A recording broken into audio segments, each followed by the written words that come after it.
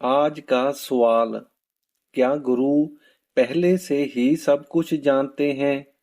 संगत जी, सबसे पहले एक बात अपने दिल में बैठा लो, गुरु साधारण इंसान नहीं होते। गुरु उस चेतना में रहते हैं जहां समय की सीमाएं खत्म हो जाती हैं। हम क्या करते हैं? हम सिर्फ वर्तमान में जीते हैं, थोड़ा बहुत अतीत याद रखते हैं और भविष्य का सिर्फ अंदाजा लगाते हैं। जो बीत चुका है उसकी यादें हमारे पास हैं, जो चल रहा है हम उसे देख पा रहे हैं, लेकिन जो आने वाला है वो हमारे लिए एक रहस्य है। लेकिन गुरु के लिए ऐसा नहीं है। गुरु उस अवस्था में होता है जहां अतीत, वर्तमान और भविष्य तीनों एक साथ दिखाई देते हैं।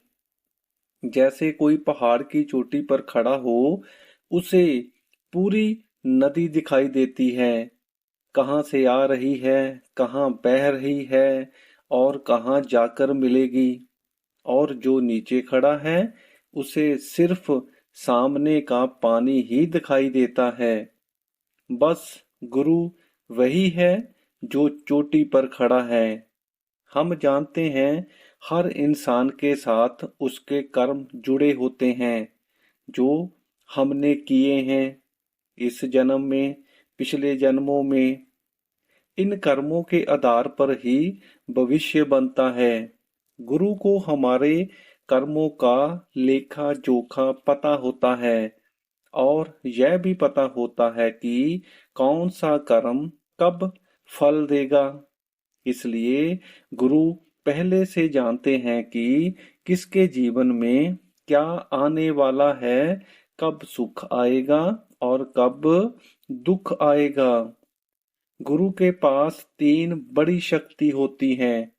नंबर एक, ज्ञान शक्ति, सब कुछ जानने की शक्ति।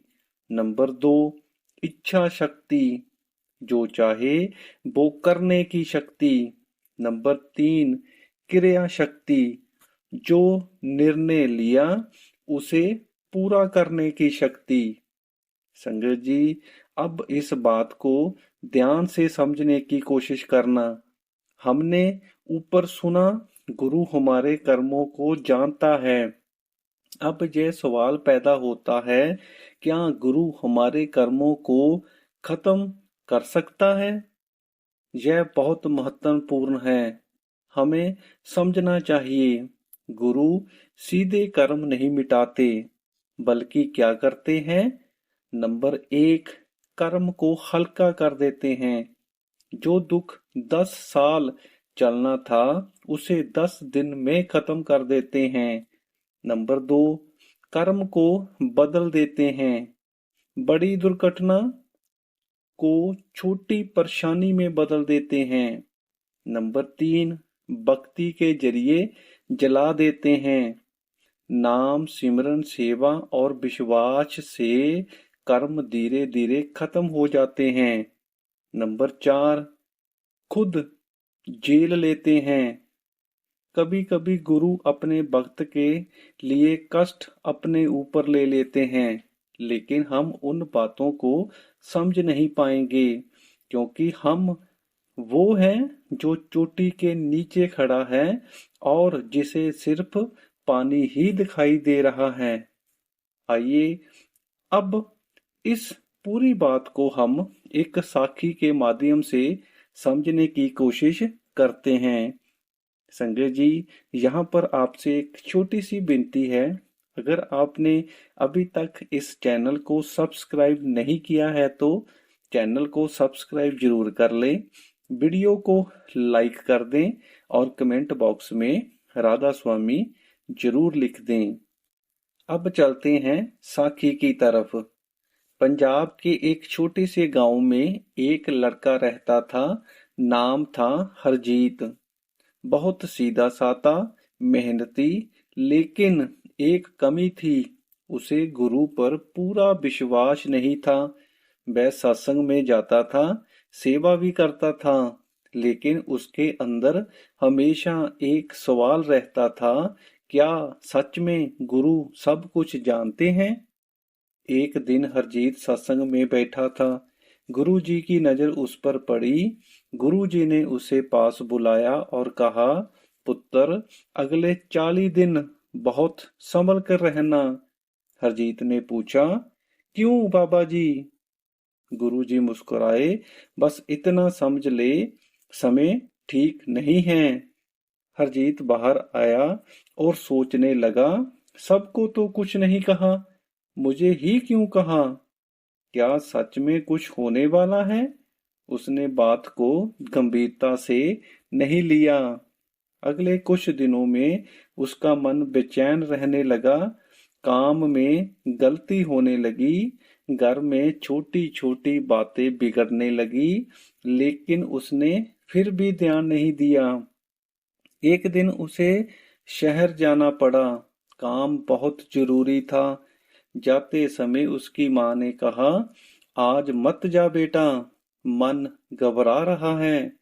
लेकिन हरजीत बोला, कुछ नहीं होगा माँ, और चला गया। रास्ते में वह बस में बैठा था। बस तेजी से जा रही थी।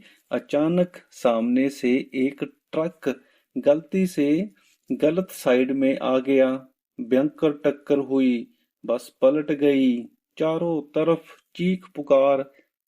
जब लोगों ने हरजीत को देखा, वो सीट के नीचे फंसा था, लेकिन जिंदा था। उसे हल्की सी चोटें आई थी, जबकि बाकी लोग गंभीर घायल थे। अस्पताल में लेटे लेटे उसे गुरुजी की बात याद आई। अगले 40 दिन संभल कर रहना। उसकी आंखों में आंसू आ गए। गुरुजी को पहले से ही पता था।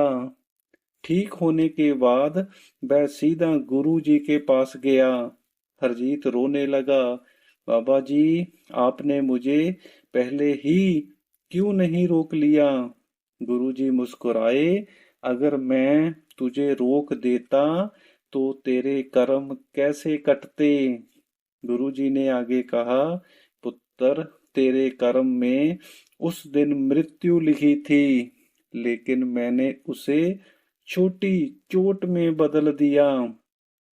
तू बच गया क्योंकि तेरा समय नहीं आया था।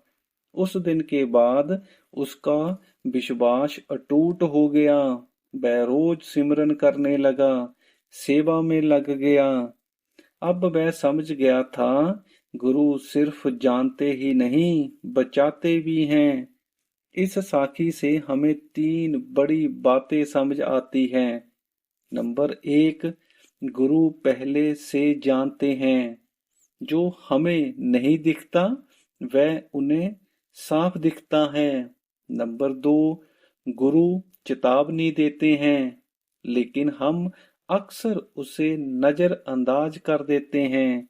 नंबर 3, गुरु कर्म को बदल सकते हैं, मौत को चोट का रूप दे सकते हैं, बड़ी मुसीबत को छोटी परेशानी में बदल सकते हैं।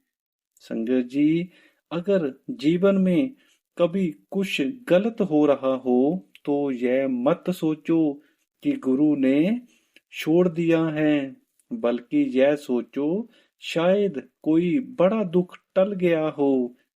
और याद रखो, गुरु की नजर हर समय अपने वक्त पर होती है।